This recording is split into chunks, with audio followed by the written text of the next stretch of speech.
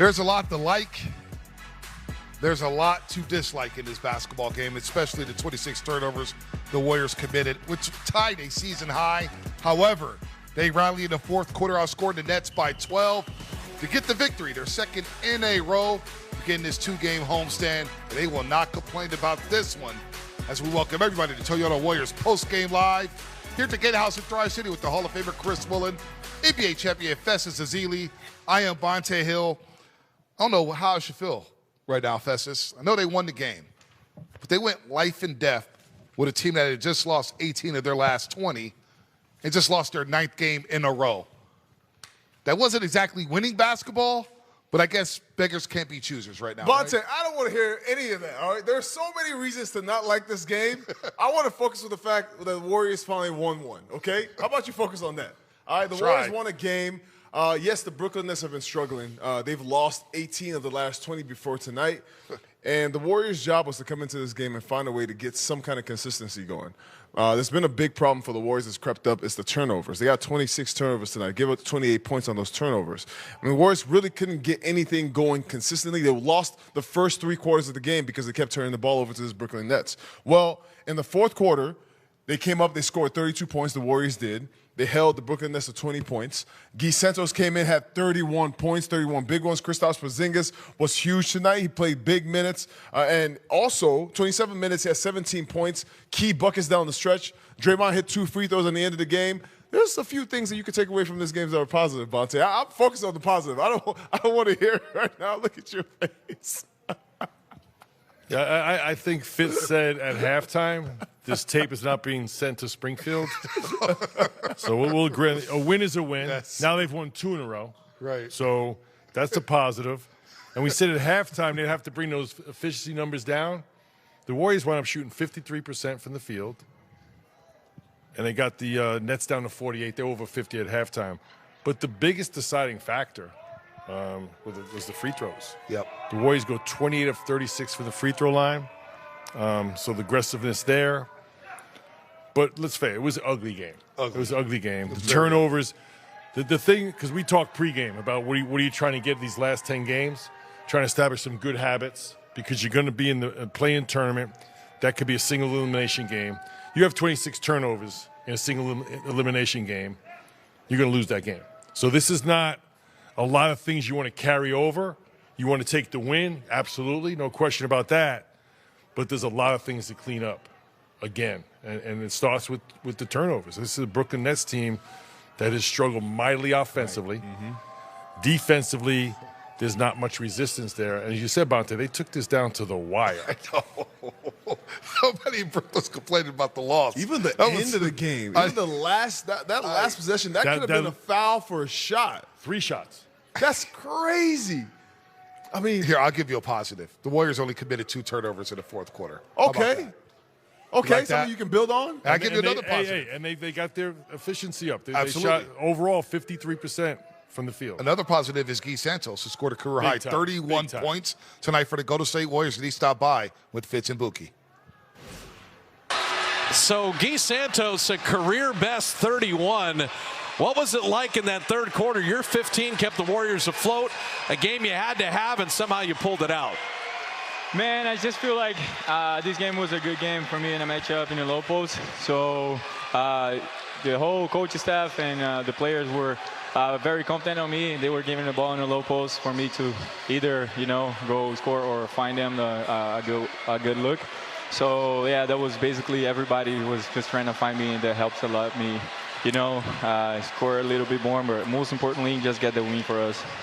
And you mentioned the low post. What's gone into you being this confident in your post game? You made some tenacious moves there. It didn't matter who was guarding you. You were going to get a good shot up and a lot of times get a bucket. What's gone into getting this confident in your post game, the offseason work you've done, all of that? All that came from my dad, He was a big center and all the low post work. I've been watching him for, 15 years, and now I'm just having the opportunity to show that a little bit more. Gui, how was the team emotionally after Moses Moody was injured? You win the game in overtime, but it almost didn't feel like a win because we lost Moses. You come back after this long trip. and you got to find and keep going as a team. How did you guys bounce back just emotionally from that, still thinking about your teammate? Man, that was very, very tough for us. You know, Moses is one of the greatest human beings, and just see him in the floor grabbing his knee like that, that was very, very sad for all of us. Like I said, we won that game, but in the locker room was not a good vibe because we know how important Moses is for us. And everybody's just together, everybody's praying for him, and he's going to get back stronger, and we're going to help him to do everything that he needs so he can get back stronger. Absolutely. You guys have had 15 clutch wins this season, and a lot of experience there. You've been in those moments, making those decisions. Talk to me about the experience you're getting in those clutch games, what you're learning about yourself and as a team. I think the best opportunity for a player to learn is on the court, on the floor. So for me, just be on the floor in those moments, I learn a lot because we got great players. You know, Steph, Draymond, we had Jimmy, and all the veterans that just be on the court with us and telling us, teaching us a lot of stuff. So it's very, very good for a young player to be on the court in clutch games with these guys. Gui, how about the triple team of you where you threw it up and Porzingis guided it home? It's nice to have a guy 7'2" to just throw it around the rim. That had to be fun. Yeah, it is fun. It's fun, especially when you have a guy like tall like that. I was in not a good position to score, so I was like, okay, I know KP is down there, so I'm just gonna throw it up. I know he's gonna grab it and finish it. Hey, give a thought on the Dub Nation. 600 straight sellouts. This crowd kind of willed the team back in the fourth quarter.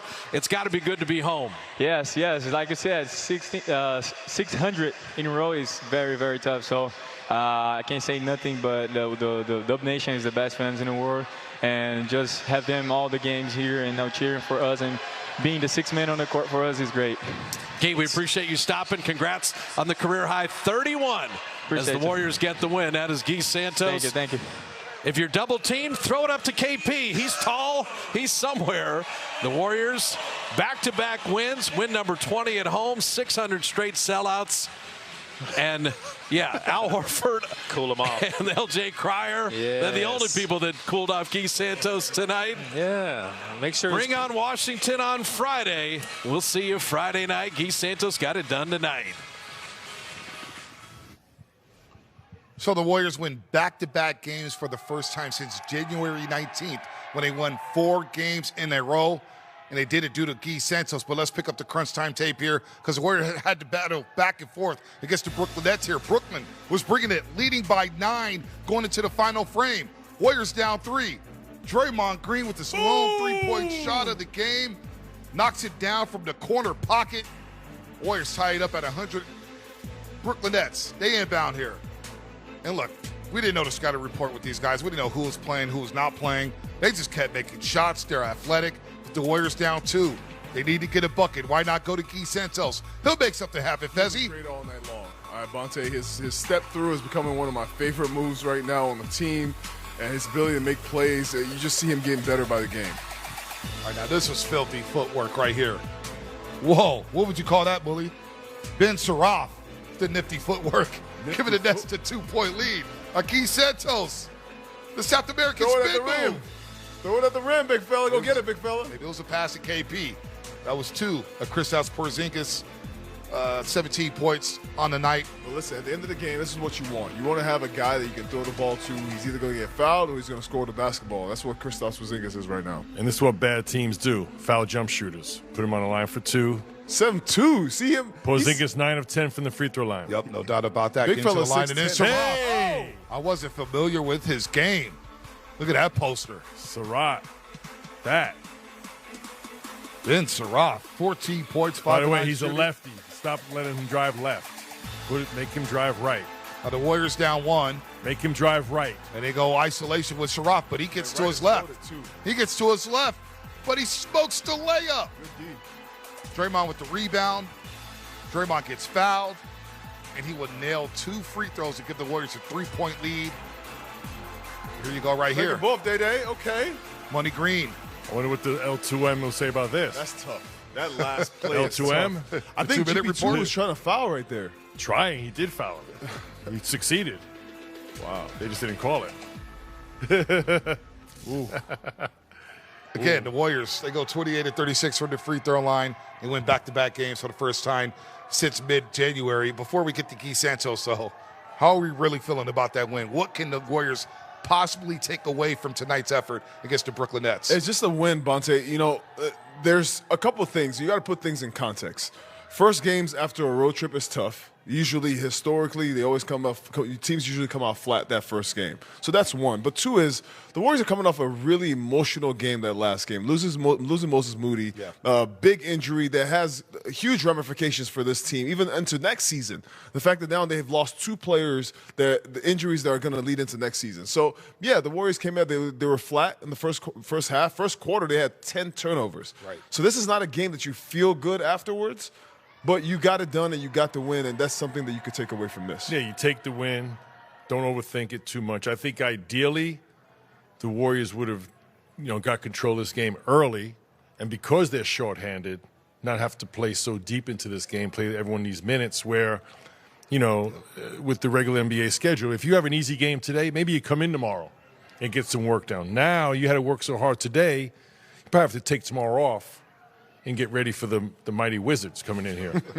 But again, after 3, they're down 86-77. So they're down 9, and they hadn't won a quarter. So they dominate, come out, and they start 11-2 to start the fourth, basically, and they win that quarter by 12. Good effort. Again, I feel like the effort is there. A lot of disjointed performances. It doesn't seem tied together offensively. Tonight they went almost exclusively to Gui in the post. That worked out really well. He had a career night. But you don't see the normal ball movement of the Warriors. And I think the biggest factor is turning the ball over. The turnover.